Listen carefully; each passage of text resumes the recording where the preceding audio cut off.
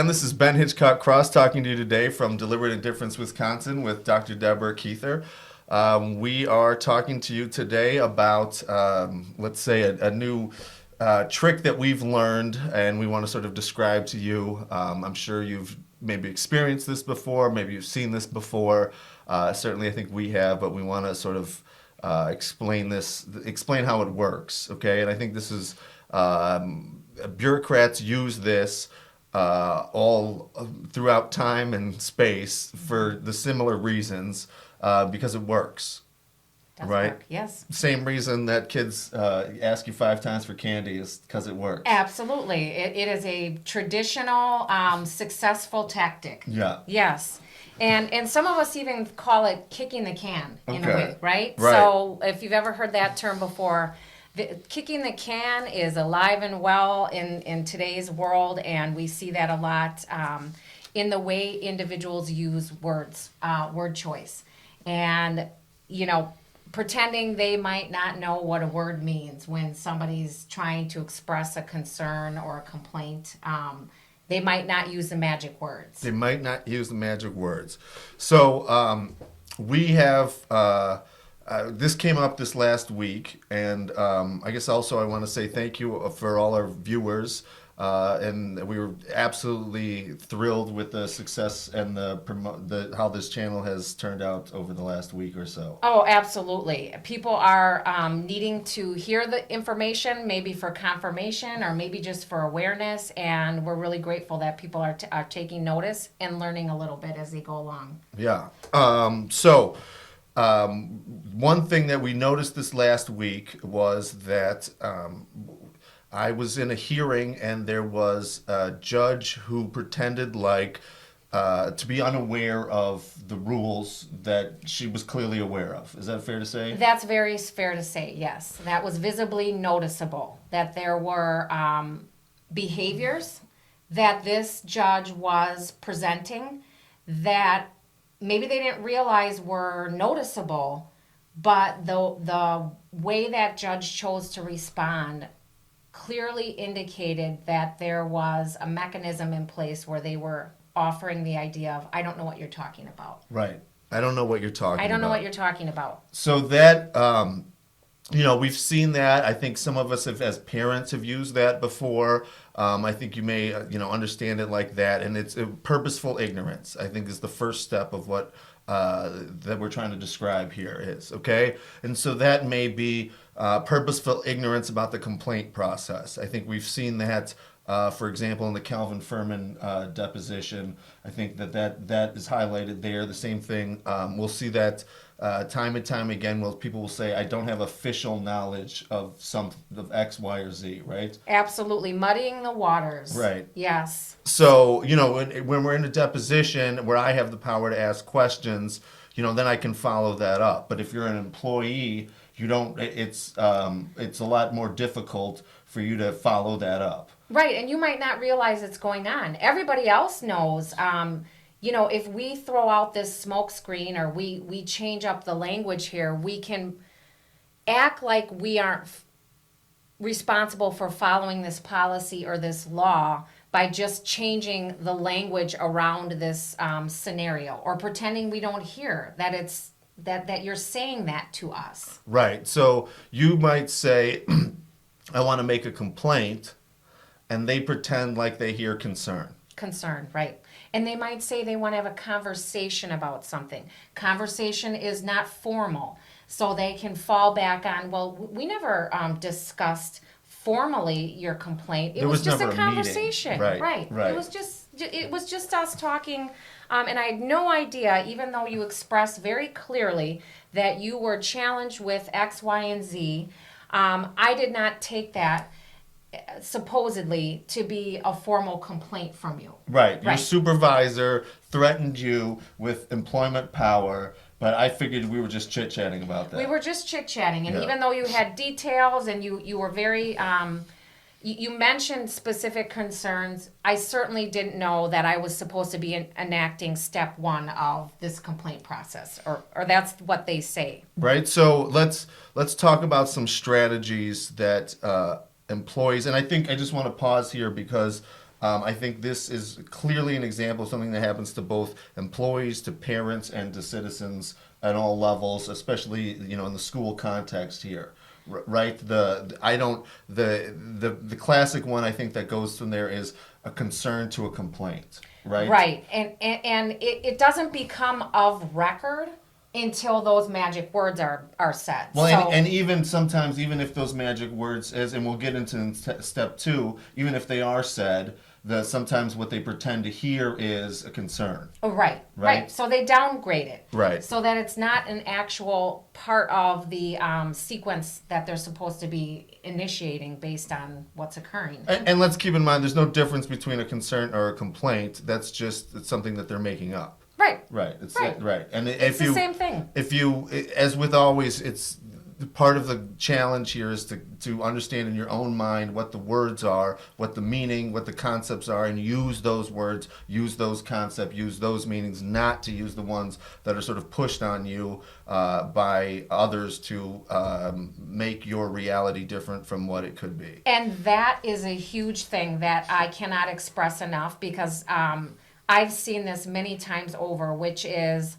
the receiver of information and the decision maker will often, again, deliberately restate what the summary statements are in a very intentionally misleading way. Right, and we've seen that with administrative law judges, for example, not including arguments or facts in the memos, or and the record isn't actually reflecting what's going on here, and it seems it seems intentional. And I think what happened here this week is we had a clear, at least evidence in my mind that it was intentional in this situation. So but that's what's bringing up this theme because I've seen it, you've seen it, I think we've all seen it here. Pretending not to hear, pretending not to know. With all the while with eyes wide open, right? Yeah, it's almost like the person, the complainant has to do things 3 times in order to make it stick on the record. Right. So it's an uphill battle all the time to make sure that the record captures precisely what you are intending to say. Right, and this parents obviously have this same problem. Yes. Right, when they're trying to advocate for their children, they've got this same problem too, where sometimes you have to go through, it's not my problem, it's go to this office, they play that game, but then also when you do get there, they again, even though you're talking about a decision maker with parental authority at the school, that's meaning the principal or the teacher are doing negative things to your child and you're trying to advocate for it, meaning a complaint, right? Yes. What they say is that, oh, we thought we were just chit-chatting about it, Right. parent to parent. Right. Right. Right. Because we're like, that's the environment and the situation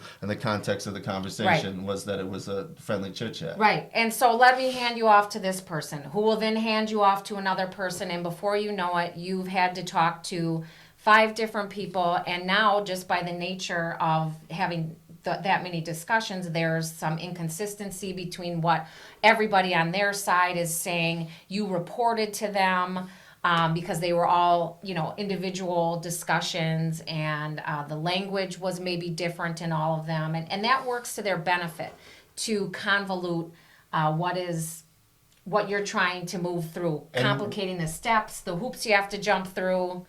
Because from their point of view, what they're trying to do is to set the record for what they've officially received. Yeah. Right? And what's important there in all of these circumstances for the bureaucrat is that it looks to the next level up that they've received what the bureaucrat want it to look like has been received. Right. Right? That's the goal there. And Yes. not necessarily to do that. We see that even in low-level complaints. I think the Yashika Spears and other ones talk about this too, where they're essentially rewriting the complaint on behalf of the complainant, changing their words, changing the meaning, Yes. very slightly but significantly, and that It's significant. When they're memorializing for their record, they are taking and downgrading a lot of what the individual who is making the complaint did communicate to them. Exactly. So And, that yeah, and then later they might even say, well, we didn't know. We had no idea. right. Yeah. So we've identified that issue. I think that then the next step, and then what we're trying to advocate for here is sort of what's the right frame of mind to get your complaint officially received on the record, as it were. Is another way to put it in a court situation. How can you do that? Okay, so to step out of the court situation, let's just talk about how can a parent make sure that the principal or the the chief of administration receives their complaint in the way that they're making it. Right. Right. Yes, absolutely. And the first order of business for that is make sure it's in writing with your words. Yes. That's one thing you can't say enough. And I actually got advice in my own case from an administrator in Milwaukee Public Schools, and you almost have the feeling that you're doing too much. Right. Too much documentation. You're overstating things very explicitly, but they said when you get to that point, you're in the right space. Okay. Well, that's that person would know, right? So That person knows. right. Yes. So that's the concept there is. And I think what Dr. Keither said was extremely important, which is to make sure that your words are what's going to the next level, right? By putting them in writing so that they can't be refuted, changed, or if they are changed, that it's clear what you said is not what they're saying. Right. And you know what's going to be really telling is the difference. The difference. And it's not enough to just make a phone call and say, you know what, this isn't what I meant. If you do make a phone call, you always want to follow up in writing and say, per the phone call that we just had on this date and time, I asked you to amend what I wrote or to change some of this because it did not capture what I stated in my first complaint. I noticed that piece of information was out of there. And you even have to write it to that level of specificity. Oh, yeah. Because you are capturing, remember, you are capturing those moves that they're hoping you're not noticing, which is, we finessed this a little bit and we changed your wording. You need to say that. You changed this wording. I said this, and I wanted this to stay in as my statement. So so the fancy legal word for that is memorializing. Mm-hmm. But that the concept there is I'm going to put down in writing what was said during this telephone call. Okay. Absolutely. And brings me to a really important point is. Let's say, as a parent, as a citizen, as anything, somebody promises in government to do something for you, right? Yeah. You may not be able to get them to promise to you in writing, but make sure you put in writing that they promised you to do something. And they'll promise you, so I just mentioned a phone call before, but in-person meetings too. In-person meetings are sometimes very intentionally in person so that there is less of the ability to have a record of what occurred. Right. And especially if it's only just me and you in a room, Right. Or two people, I'm the parent, you're the administrator, there's always an opportunity, and the legal system will acknowledge this, for it to be my word against yours, right? So if I have an in-person meeting as a parent or an employee or just a citizen who wants to give input, you need to follow up in writing and capture the summary in as much detail as you can about what occurred and what was agreed upon. Oh, and document what happened as much as you can, Yes. whether it's in writing, with recording, whether you bring a friend, whether you bring a relative, however you do that. That'll help in a number of ways, but the first thing that it's going to do is to signal that your intention to hold them accountable for whatever they say. Absolutely. And that'll already get you to the next level. I think they may shift gears and try to play a different game, but at least they'll stop playing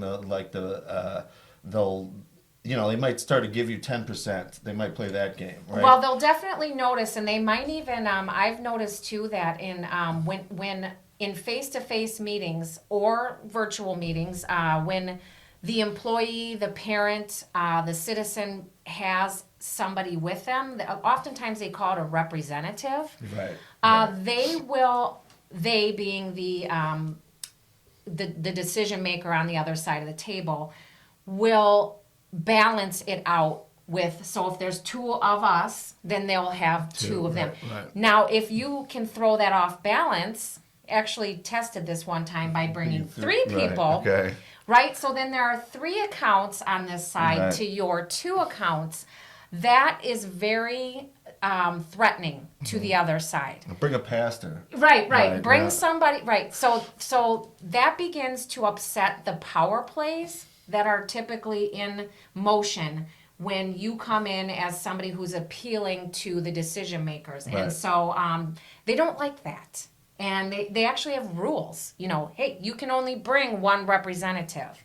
We can have 5 people over here, but you can only have 2. Mm-hmm. That is why the power balance gets upset. So, yeah, that's it's fascinating how just on that game, there's just so many examples of how, in so many different ways. Because I mean, we could go into the Democratic, from the citizen angle. Yes. And I think that we'd be here for another half an hour just on easily, that, right? easily. Okay. Yes. So the second part that we wanted to segue into though is it's sort of the combination, and it stands alone. It certainly is kick the can is its own concept, but I think it's often paired, as is often the case in nature with these two, with allies. I think is a word they would use if they if these were trees, for example. Yes. Right. So the concept here is I'm going to pretending not to know, and then okay, you've caught me. Well, now you appeal. Yes. Right? Right. We're going to kick the can and you make it to someone. It's a step 2 grievance now. Right. Well, we're going to make another a layer of stuff for you to take on the burden of. The onus will be on you now since we're not listening to you right now, we don't want to hear that. We're cutting you off from making that presentation to us, even though this is the forum for that to happen. We're going to push it to the next layer because we know that's going to exhaust you. Right. So, and sometimes we'll say, go appeal it because too bad, so sad. Sometimes they'll write a decision in such a way that completely favors management or whatever, that covers their butt, and that you have no choice but to, take it to the next level. Yeah. Right. That's a common one too. It is. Or sometimes, I mean, I've seen it where they kind of secretly want you to do it. They're just afraid that they need cover for the next level, right? And that also is a motivating factor, Right. I think, in many instances, is the decision is too stressful for that particular level of management or whatever the case may be to make. So they want the severity of that to go ahead and move to the next level. Right, or they perceive it to be above their pay grade. Right. Right. Yes. Right. So Yes. that's it's not my position to make this decision, even though I know it's unfair. Right, because it'll make us look bad Right. as a whole. Right. So I don't want to be the one to have to let my colleagues know that indeed this is a credible and worthwhile complaint that this individual is making. That makes all of us look bad. So I'd rather have my boss do that. They get paid to do that. They have the title that goes along with it. I'm just going to push it to them. Well, and we saw that in the Calvin Furman deposition, to go Yes. back to a primary source here, right? Yeah. When, excuse me, when Calvin Furman and others tried to get Holiday to go do his counseling, Right. nobody can make him do it except for Calvin Furman, who sort of cuts a deal with him. Right. Right? And Yeah. at that point, the employee, and think of the employee and then all of the citizens and all the students and educators that are under that, are relying on these systems to trigger so that we don't have situations like this where there's this dead air and dead space for somebody who's supposed to be executing policy, executing law, executing curriculum that affects tens of thousands of students. And if his boss can't make him do that. Calvin Furman in this case, the deputy, somebody who has the positionality behind them of their title. They're an attorney, so they have that professional credibility. Right. If they can't make this person do something, then how in the world would you expect a citizen or a parent to have any kind of ability to comment and give feedback whatsoever on any of that? Well, in that case is also instructive too, because at that time, Holliday held the same position as the chief of HR. Correct. So that in fact, the way that it worked was that nobody in HR could make him do anything that he didn't want to do because they were quote unquote peers. Right. So then if HR wanted to do anything, they would have to go out on a limb and appeal to somebody who was, higher than him and make that happen. Well, that's not what happened, of course. Something else happened, and we can get into that at some other time. We but can, right. that's- Because then they triggered the external Right. set of cover that they Right. have, which was we are going to have them, investigate this, but we do know that the people who are investigating this will most likely produce something that's in a line with what we need them to produce. Right. So, and how many, up until that point where Calvin Furman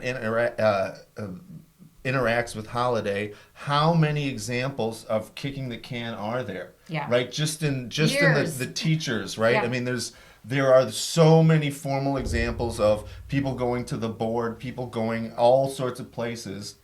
It's years of it, and I equate that with graduating classes. There were 3 graduating classes of students that were during this time frame. Okay. Right. So that's, and again, the concept isn't so much this particular point. It just highlights with the primary documents we have Yes. with this game that goes, look, how many people we didn't even know until we were in depositions and had the right people in under oath, and we fought like crazy to get those depositions, to that nobody in HR could do anything to Holiday because Holiday just simply didn't want to have it done to him. Right. It really is like a false shop HR in terms of what they claim they can do in their policy, taking things extremely seriously. Right. Yet when it comes to what actions do they execute, they don't. Which in itself is a whole form of deliberate, Right. right? Not just indifference, but a deliberate ignorance. Yes. Right. Absolutely. Right. So, yeah, I That's think the game. that is so that's what we're highlighting this week. Again, thank you very much for all your support. Yes, thank you. It's been very kind. And we will we'll have touch a back lot and more exciting We content. certainly will. Thank right. you. Thank you.